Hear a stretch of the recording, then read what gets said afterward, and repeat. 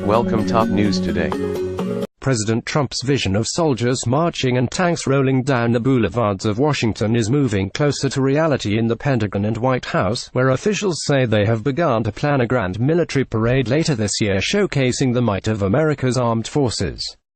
Trump has long mused publicly and privately about wanting such a parade, but a Jan. 18 meeting between Trump and top generals in the Pentagon's tank, a room reserved for top-secret discussions, marked a tipping point, according to two officials briefed on the planning.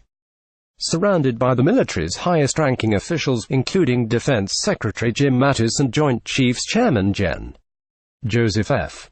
Dunford, Jr., Trump's seemingly abstract desire for a parade was suddenly heard as a presidential directive, the officials said. The marching orders were, "I want a parade like the one in France," said a military official who spoke on the condition of anonymity because the planning discussions are supposed to remain confidential. This is being worked at the highest levels of the military. Shows of military strength are not typical in the United States, and they don't come cheap. The cost of shipping Abrams tanks and high-tech hardware to Washington could run in the millions, and military officials said it was unclear how they would pay for it.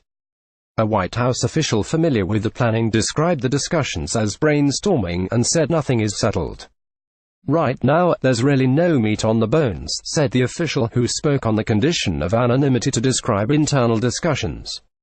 After the Washington Post first published this story, White House Press Secretary Sarah Huckabee Sanders issued a statement confirming that plans are underway. President Trump is incredibly supportive of America's great service members who risk their lives every day to keep our country safe, Sanders said. He has asked the Department of Defense to explore a celebration at which all Americans can show their appreciation. French President Emmanuel Macron and his wife Brigitte Macron, left, and President Trump and First Lady Melania Trump, right, stand in front of American and French flags held by soldiers at the end of the annual Bastille Day military parade last July. Stephen Crowley of Getty Images. The Pentagon also confirmed the plans following the Post's initial report. "We are aware of the request and are in the process of determining specific details. We will share more information throughout the planning process," Defense Department spokesman Thomas Crossan said in a statement. The inspiration for Trump's push is last year's Bastille Day celebration in Paris, which the president attended as a guest of French President Emmanuel Macron.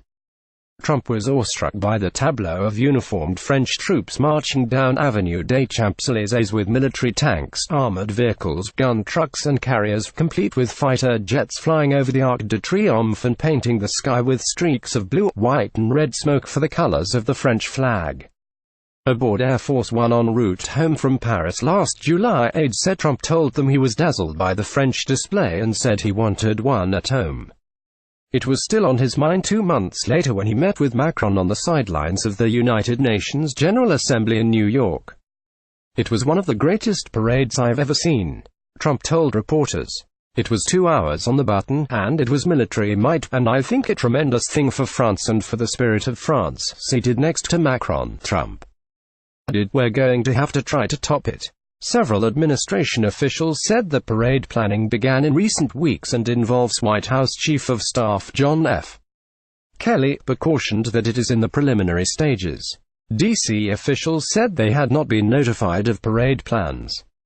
Date has not been selected, although officials said Trump would like to tie the parade to a patriotic holiday. Officials are weighing weather patterns as well as competing events, such as the massive annual Independence Day celebration on the Mall.